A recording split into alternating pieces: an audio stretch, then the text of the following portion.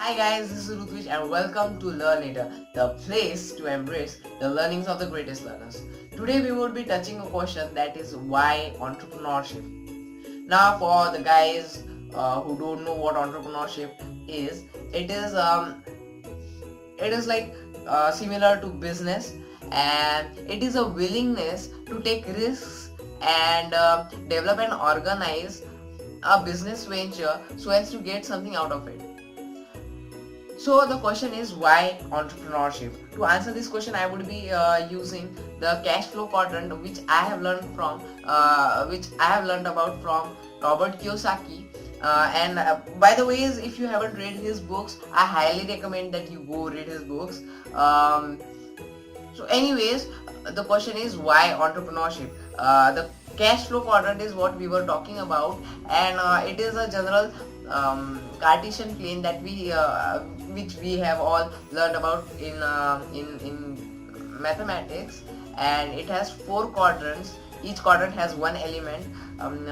The 4 elements are employment, self-employment, business and investment, ESBI. Okay, and to get the conclusion, to get the answer of why entrepreneurship, we will be discussing each one of them separately.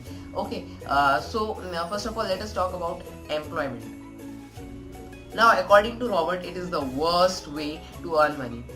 See, I am not in any way possible trying to say that that money is the most important part in anybody's life, or and I myself I do not prioritize money at the first place, but still money has some important roles, and I think that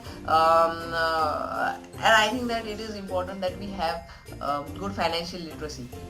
So according to Robert, employment sucks when it comes to earning. Now why does he think so? Because when we start working for money, when we get into employment, we start working for money, and the money is not working hard for us, we are working hard for the money. And when we do so, we are indirectly working for 3 other guys. The first one is the government of the country.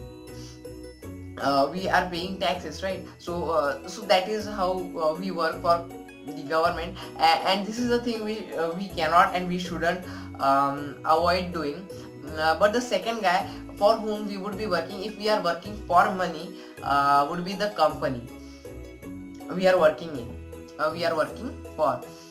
So let's take an example. If the company is paying you 10 lakhs per annum, trust me, there is no big logic. You might have already known about it, that if you are getting paid 10 lakh rupees per annum, the company might be must be definitely making more money than 10 lakhs on the work that you are doing. So the actual value of your work is more than 10 lakhs per annum, right? So you are getting less money.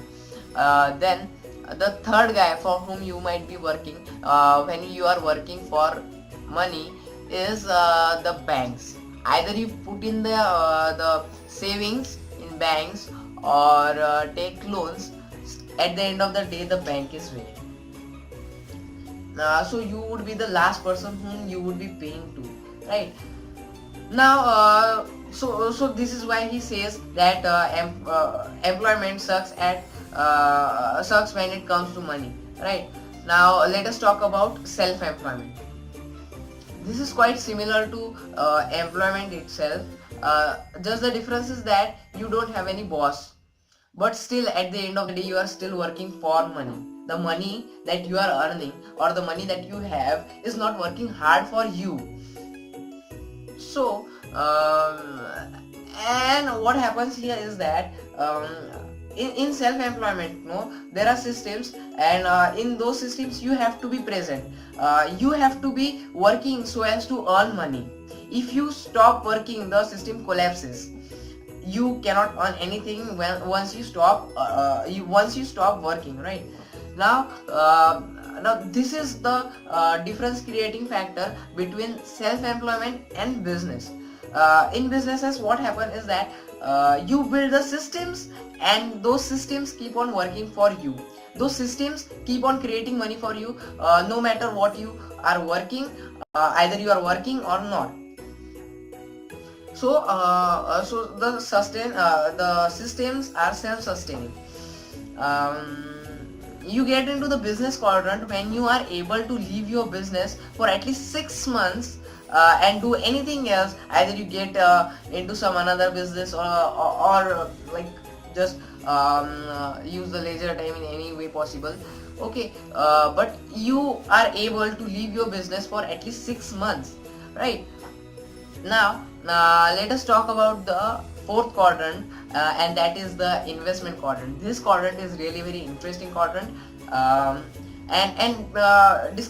before discussing furthermore, I would like to discuss about assets and liabilities, because these are the components of investments, right? So assets are something that you own, buy or hire, which keeps on filling your pockets, and liabilities are just the opposite. They keep on draining out your pockets.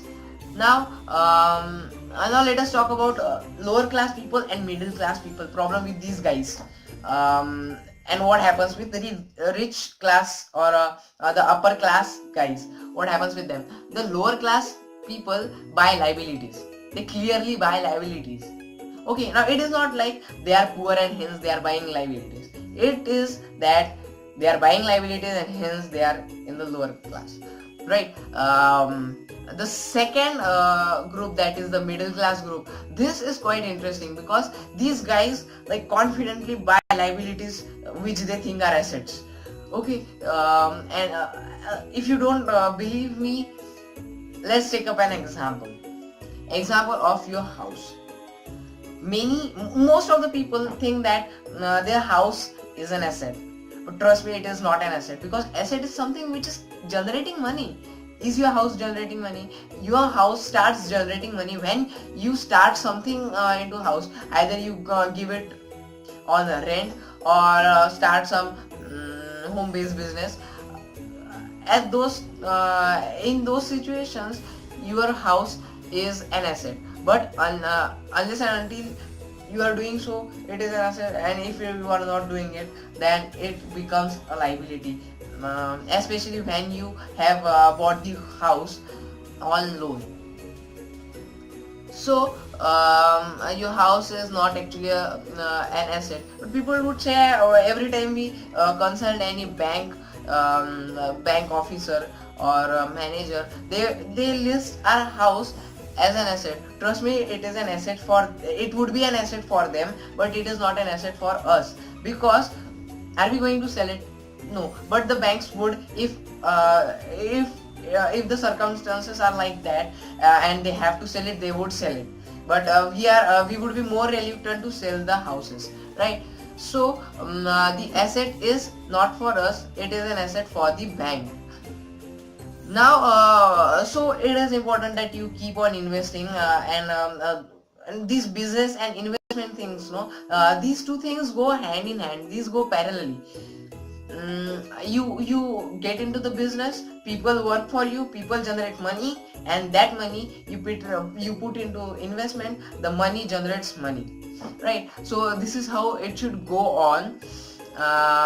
By the way, many guys tell that I have heard many guys saying that investments are risky, they are highly risky, and that investments, these investments are like gamble. Stock market is like gamble. Trust me, it is not a gamble. You yourself is a gamble when you don't know anything about it and you are just putting your money into it and hoping that something great will happen, you will get more profits. That is not gonna be the case. It is for sure. You have no idea about what the system is and you are just putting your money into it. It is like common sense, man. You know it. You don't need me to tell that, right? So so that is why E and S, the employment and self-employment, these things are these way less when we think about finances. But when we start thinking about finances, B and I rock. Okay, so so that is all for today. Thanks for giving me your time, and bye all of you. Good night.